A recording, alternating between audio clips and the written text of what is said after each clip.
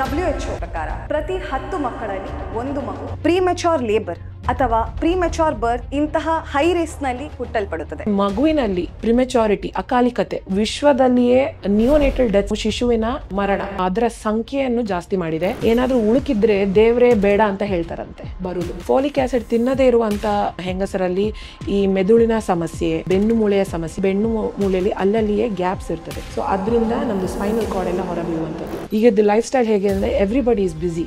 ಎಲ್ಲರೂ ವರ್ಕಿಗೆ ಹೋಗ್ಬೇಕಾದ್ರೆ ಅವರ ಆರೈಕೆ, ಅವರ ಹೊಟ್ಟೆಯಲ್ಲಿರುವ ಮಗುವಿನ ಆರೈಕೆ ಮಾಡ್ಕೊಳ್ಳಿಕ್ಕೆ ಅವರಿಗೆ ಟೈಮ್ ಇಲ್ಲ. ನಂದೊಂದು ಪೇಷಂಟ್ ಇದ್ರು, ಅವರಿಗೆ ಫಸ್ಟ್ ಇದ್ದು 4 ಅಬಾರ್ಷನ್ಸ್ ಆಗಿದೆ. ಸೊ ಈ ಸತಿ ಅವರು ನನ್ನ ಹತ್ರ ಬರ್ಬೇಕಾದ್ರೆ ನಾನು ಹೇಳಿದ್ದಂತ ಹೇಳಿದ್ರೆ,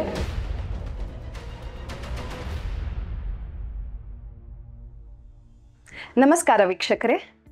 ಇತ್ತೀಚಿನ ದಿನಗಳಲ್ಲಿ ನಾವು ನೋಡೋದಾದರೆ ಪ್ರೀಮೆಚೂರ್ ಲೇಬರ್ ಅಥವಾ ಪ್ರೀಮೆಚೂರ್ ಬರ್ತ್ ತುಂಬಾ ಜಾಸ್ತಿ ಆಗಿದೆ. WHO ಅಂದರೆ ವರ್ಲ್ಡ್ ಹೆಲ್ತ್ ಆರ್ಗನೈಸೇಷನ್ ಪ್ರಕಾರ ಪ್ರತಿ 10 ಮಕ್ಕಳಲ್ಲಿ ಒಂದು ಮಗು ಇಂತಹ ಹೈ ರಿಸ್ಕ್ನಲ್ಲಿ ಹುಟ್ಟಲ್ಪಡುತ್ತದೆ. ಹಾಗಾದರೆ ಈ ಪ್ರೀಮೆಚೂರಿಟಿ ಅಂದರೆ ಏನು, ಇದರಲ್ಲಿ ಮಗುವಿನ ಮತ್ತು ತಾಯಿಯ ಆರೈಕೆ ಏನು, ಇದರ ಬಗ್ಗೆ ತುಂಬ ಗೊಂದಲಗಳಿರಬಹುದು. ಇಂದು AJ ಹಾಸ್ಪಿಟಲ್ ಮತ್ತು ರಿಸರ್ಚ್ ಸೆಂಟರಿನ ಪ್ರಸೂತಿ ತಜ್ಞರಾಗಿರುವ ಡಾಕ್ಟರ್ ಸಂಸ್ಕೃತಿ ಶೆಟ್ಟಿ ಅವರು ನಮ್ಮೊಂದಿಗಿದ್ದಾರೆ. ಇವರು ನಮ್ಮಲ್ಲಿರುವ ಗೊಂದಲಗಳನ್ನು ದೂರಪಡಿಸುವ ಹೊಂದಿಗೆ ಹೆಚ್ಚಿನ ಮಾಹಿತಿಯನ್ನು ನಮಗೆ ನೀಡಲಿದ್ದಾರೆ. Welcome doctor. ನಮಸ್ಕಾರ.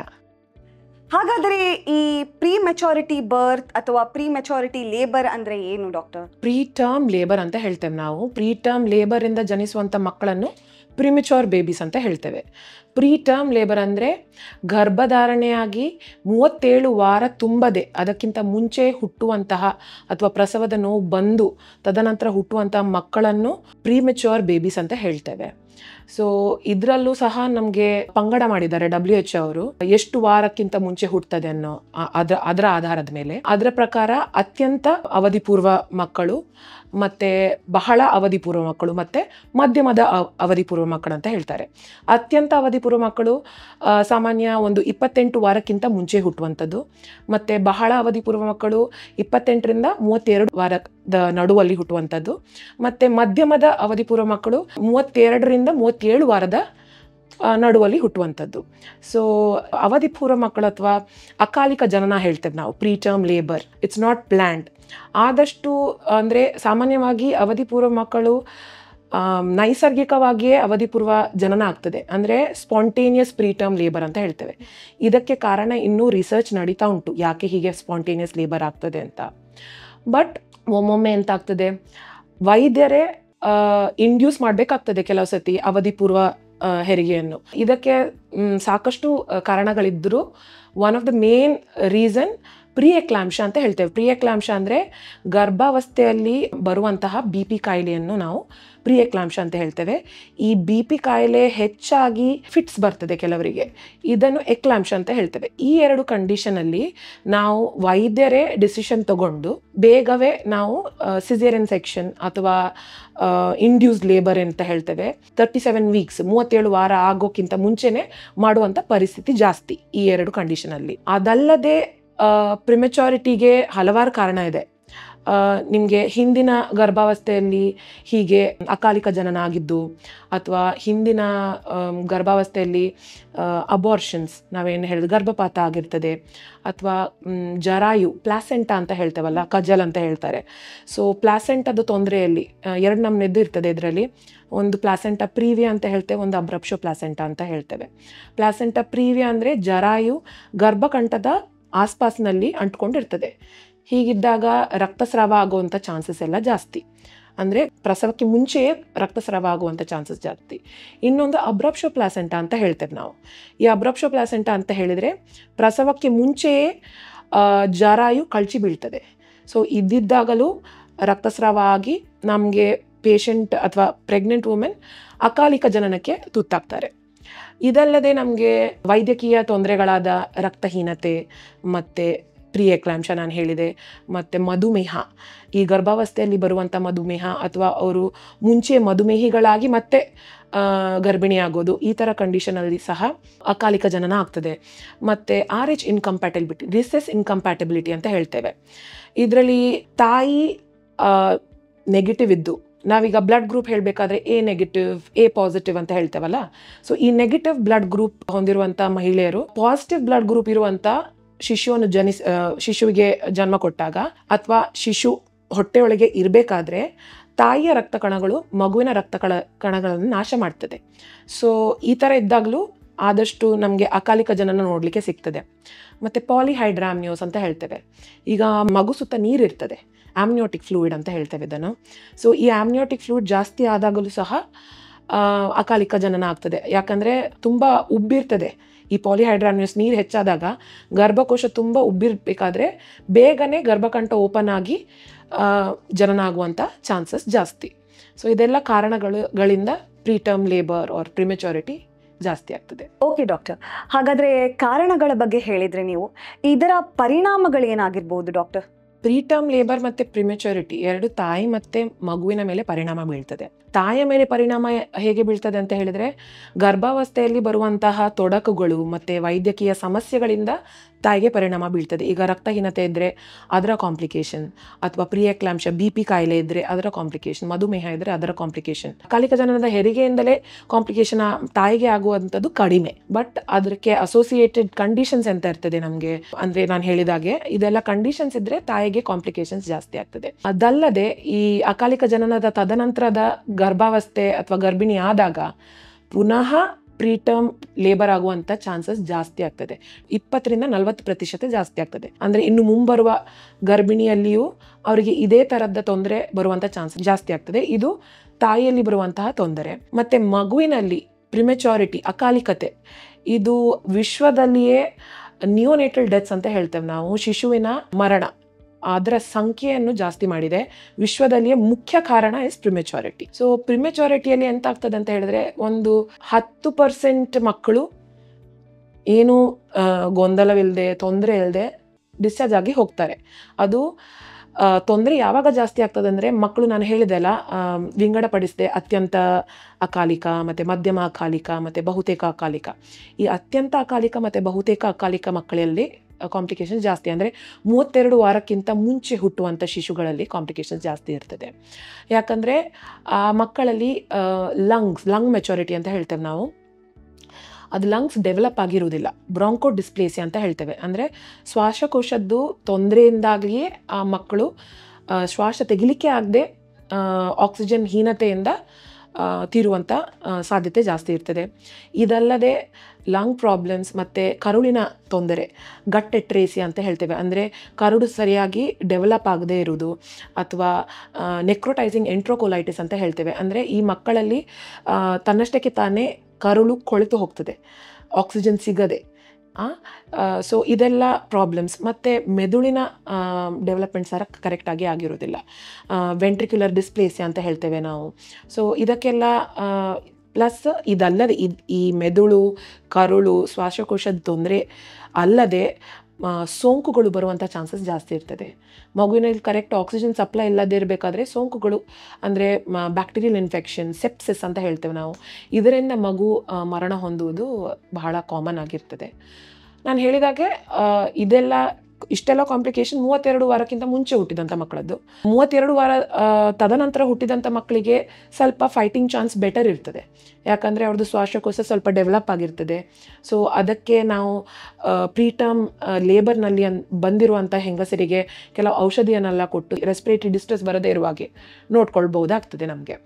ಸೊ ಇದೆಲ್ಲ ಕಾಮನ್ ಪ್ರಾಬ್ಲಮ್ಸ್ ತಾಯಿಗೆ ಮತ್ತು ಮಗುವಿಗೆ ನೋಡಲಿಕ್ಕೆ ಸಿಗ್ತದೆ ನಮಗೆ. ಹಾಗಾದರೆ ಈ ಅವಧಿ ಪೂರ್ವ ಹೆರಿಗೆ ಅಥವಾ ಪ್ರೀ ಟರ್ಮ್ ಲೇಬರಲ್ಲಿ ನಾವು ಏನೆಲ್ಲ ಎಚ್ಚರಿಕೆಗಳನ್ನು ವಹಿಸಬೇಕಾಗ್ತದೆ, ಅಥವಾ ಯಾವಾಗ ನಿಮ್ಮ ವೈದ್ಯಕೀಯ ಚಿಕಿತ್ಸೆಗೆ ಅಥವಾ ಪರಿಹಾರಕ್ಕೆ ಹೋಗಬೇಕಾಗ್ತದೆ ಅಂತ ನೀವು ಹೇಳ್ಬೋದಾ? ನಾನು ಹೇಳಿದಾಗೆ ವೈದ್ಯಕೀಯ ಸಹಾಯ ಅಂದರೆ ಪ್ರಸೂತಿ ತಜ್ಞರಲ್ಲಿ ನೀವು ಯಾವಾಗ ಹೋಗಬೇಕಂದ್ರೆ, ನಿಮಗೆ ಮುಂದಿನ ಹೆರಿಗೆ ಸಮಯದಲ್ಲಿ ಈ ಥರ ಅಕಾಲಿಕ ಜನನ ಅಥವಾ ಪದೇ ಪದೇ ಗರ್ಭಪಾತ ಆಗ್ತಾ ಉಂಟು ನಿಮಗೆ, ಅಂದರೆ 2ನೇ ತ್ರೈಮಾಸಿಕ ಅಂತ ಹೇಳ್ತೇವೆ, ಸೆಕೆಂಡ್ ಟ್ರೈಮಿಸ್ಟರ್ ಅಬಾರ್ಷನ್ಸ್. ಸೊ 2ನೇ ತ್ರೈಮಾಸಿಕ ಪದೇ ಪದೇ ನಿಮಗೆ ಗರ್ಭಪಾತ ಆಗ್ತಾ ಉಂಟು, ಅಥವಾ ನಿಮಗೆ ಹಿಂದಿನ ನಿಮ್ಮ ಗರ್ಭಿಣಿ ಇರಬೇಕಾದ್ರೆ ಅಕಾಲಿಕ ಜನನ ಆಗಿದೆ ಈ ಥರ, ಅಥವಾ ಹಿಂದಿನ ಗರ್ಭಿಣಿಯಲ್ಲಿರಬೇಕಾದ್ರೆ BP ಯ ತೊಂದರೆ ಅಥವಾ ಮಧುಮೇಹದ ತೊಂದರೆ, ಅಥವಾ ಈ ರಕ್ತಹೀನತೆ ಈ ಥರ ಎಲ್ಲ ತೊಂದರೆ ಇದ್ದಲ್ಲಿ ಆದಷ್ಟು ಬೇಗ, ಅಂದರೆ ನಾವೇನು ಹೇಳ್ತೇವೆ ಮುಟ್ಟು ನಿಂತ ತಕ್ಷಣ ನೀವು ಪ್ರಸೂತಿ ತಜ್ಞರನ್ನು ಕಂಡು ಅದಕ್ಕೆ ತಕ್ಕಂಥ ಒಂದು ಟೈಮ್ಲಿ ಇಂಟರ್ವೆನ್ಷನ್ ಅಂತ ಹೇಳ್ತೇವೆ ನಾವು. ಅಂದರೆ ನೀವು ಬಂದ ತಕ್ಷಣ ನಮಗೆ ನೀವು ಗರ್ಭಿಣಿ ಇದ್ದೀರಿ ಅಂತ ತಿಳಿದ ತಕ್ಷಣ ಪ್ರಸೂತಿ ತಜ್ಞರು ಎಂತ ಮಾಡ್ತಾರೆ ಅಂದರೆ ಅದಕ್ಕೆ ಬೇಕಿದ್ದಾಗೆ ನಿಮ್ಮ ಹಿಸ್ಟ್ರಿಯನ್ನು ತಗೊಂಡು ಅದಕ್ಕೆ ಬೇಕಿದ್ದಾಗೆ ಟೆಸ್ಟ್ ಎಲ್ಲ ಹೇಳ್ತೇವೆ ನಾವು, ಪರೀಕ್ಷೆ ತಪಾಸಣೆ ಎಲ್ಲ ಮಾಡ್ತೇವೆ. ಸೊ ಅಷ್ಟು ಅರ್ಲಿ ಪ್ರೆಗ್ನೆನ್ಸಿಯಲ್ಲೇ ನಾವು ಏನಾದರೂ ಅದಕ್ಕೆ ಟ್ರೀಟ್ಮೆಂಟ್ ಸ್ಟಾರ್ಟ್ ಮಾಡಿದಾಗ ಈ ಪ್ರೆಸೆಂಟ್ ಪ್ರೆಗ್ನೆನ್ಸಿ ಅಂದರೆ ಈಗ ಇರುವ ಗರ್ಭಾವಸ್ಥೆ ಕರೆಕ್ಟಾಗಿ ಏನು ತೊಡಕಿಲ್ಲದೆ ಅಪಾಯಗಳಿಲ್ಲದೆ ಸಾಗುವಂಥ ಚಾನ್ಸಸ್ ಜಾಸ್ತಿ, ಬರುವುದೇ ಇಲ್ಲ ಅಂತ ಹೇಳಲಿಕ್ಕೆ ಆಗೋದಿಲ್ಲ. Risk will always be there. So ಬರುವಂಥ ಅಪಾಯ ಕಡಿಮೆ ಮಾಡಲಿಕ್ಕೆ ಆದಷ್ಟು ಬೇಗ ನಿಮ್ಮ ಮುಟ್ಟು ನಿಂತ ತಕ್ಷಣ ನೀವು ಡಾಕ್ಟ್ರನ್ನು ಅಥವಾ ಪ್ರಸೂತಿ ತಜ್ಞರನ್ನು ಕಾಣೋದು ಬೆಟರ್. ಹೀಗೆ ನೀವು ಆದಷ್ಟು ಬೇಗ ಬಂದಾಗ ನಮಗೆ ಪೂರ್ವದಲ್ಲಿ ನಿಮ್ಮ ಗರ್ಭಾವಸ್ಥೆ ಹೇಗೆ ಇತ್ತು ಅಥವಾ ನಿಮ್ಮದು ಪ್ರಸೂತಿ ಹೇಗೆ ಇತ್ತು ಅದೆಲ್ಲ ನಮಗೆ ತಿಳ್ಕೊಳ್ಳಿಕ್ಕೆ ಸುಲಭ ಆಗ್ತದೆ. ಮತ್ತು ಅದಕ್ಕೆ ಬೇಕಾದ ಹಾಗೆ ಔಷಧಿಗಳನ್ನು ಸಹ ಹಾಕಲಿಕ್ಕೆ ಸುಲಭ ಆಗ್ತದೆ. ಹೀಗೆ ನಾವು ಈ ಮುಂಚಿನ ನೆಕ್ಸ್ಟ್ ಬರುವಂತಹ ಪ್ರೀಟರ್ಮ್ ಲೇಬರನ್ನು ತಡೆಗಟ್ಟಲಿಕ್ಕೆ ಅಥವಾ ರಿಸ್ಕ್ ಕಮ್ಮಿ ಮಾಡಲಿಕ್ಕೆ ಹೆಲ್ಪ್ ಆಗ್ತದೆ ನಮಗೆ. ಹಾಗಾದ್ರೆ ನಿಮ್ಮ ಪ್ರಕಾರ, ಎಲ್ಲರ ಪ್ರಕಾರ prevention is better than cure, ಆ ತರವೇ ನಾವು ಮುಂದುವರಿಸಬೇಕಾಗ್ತದೆ. ಚಿಹ್ನೆಗಳು ಬಂದಾಗ ಡೈರೆಕ್ಟ್ ಆಗಿ ಡಾಕ್ಟರ್ ಅನ್ನು ಕನ್ಸಲ್ಟ್ ಮಾಡೋದು, ಬೇಗನೆ ಕನ್ಸಲ್ಟ್ ಮಾಡೋದು, ಹೌದು, ಸುಲಭವಾದ ಪ್ರಸೂತಿಗೆ ರಿಸಲ್ಟ್ ಆಗ್ತದೆ. ಹೌದು. ಹಾಗಾದರೆ ಡಾಕ್ಟರ್, ಏನಾದರೂ ಕೆಲವು ವೈದ್ಯಕೀಯ ಪರಿಸ್ಥಿತಿಗಳು ಅಥವಾ ತೊಂದರೆಗಳು ಇಂತಹ ಅವಧಿ ಪೂರ್ವ ಅಕಾಲಿಕ ಜನನಕ್ಕೆ ಕಾರಣವಾಗಬಹುದಾ? ಹೌದು, ಸಾಕಷ್ಟು ನಾನು ಹೇಳಿದಾಗೆ ಅವಧಿ ಪೂರ್ವ ಅಥವಾ ಅಕಾಲಿಕ ಜನನದ ಕಾರಣಗಳು ಹೇಳಿದ್ನಲ್ಲ ಆಗಲೇ. ಸೊ ಕೆಲವು ಮೆಡಿಕಲ್ ಕಂಡೀಷನ್ಸ್ ಇರ್ತವೆ, ಅಂದರೆ ವೈದ್ಯಕೀಯ ಸಂಕಷ್ಟಗಳು ಅಥವಾ ಕಾಯಿಲೆಗಳಿದ್ದಾಗ ಅಕಾಲಿಕ ಜನನ ಆಗುವ ಚಾನ್ಸಸ್ ಜಾಸ್ತಿ ಇರ್ತದೆ. ಇದರಲ್ಲಿ ಮೋಸ್ಟ್ ಕಾಮನ್ ಅಂದರೆ ಮಧುಮೇಹ ಗರ್ಭಿಣಿ ಆಗೋಕ್ಕಿಂತ ಮುಂಚೆಲೇ ಇರ್ತದೆ ಅಥವಾ ಗರ್ಭಾವಸ್ಥೆಯಲ್ಲಿ ಬರುವಂತಹ ಮಧುಮೇಹ ಆಗಿದ್ರು, GDM ಅಂತ ಹೇಳ್ತೇವೆ, ಜೆಸ್ಟೇಷನಲ್ ಡಯಾಬಿಟಿಸ್ ಮಲೈಟಿಸ್.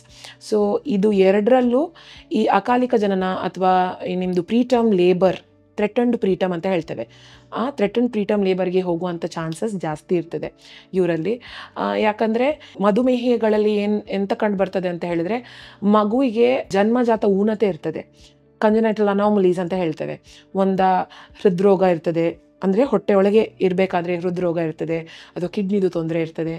ಇದರಿಂದಾಗಿ ಮಗು ಸುತ್ತ ನೀರು ಜಾಸ್ತಿ ಆಗಿ, ಅಂದರೆ ಪಾಲಿಹೈಡ್ರಾಮ್ನಿಯಸ್ ಅಂತ ಹೇಳಿದ್ನಲ್ಲ, ಆಮ್ನಿಯೋಟಿಕ್ ಫ್ಲೂಯಿಡ್ ಜಾಸ್ತಿ ಆಗಿ ಇದು ಅಕಾಲಿಕ ಜನನಕ್ಕೆ ಮಾಡ್ತದೆ. ಅಥವಾ ಈ ದೇವರು ಹೇಗೆ ಅಂತ ಹೇಳಿದ್ರೆ, ಏನಾದರೂ ಉಳುಕಿದ್ರೆ ದೇವರೇ ಬೇಡ ಅಂತ ಹೇಳ್ತಾರಂತೆ ಬರುವುದು.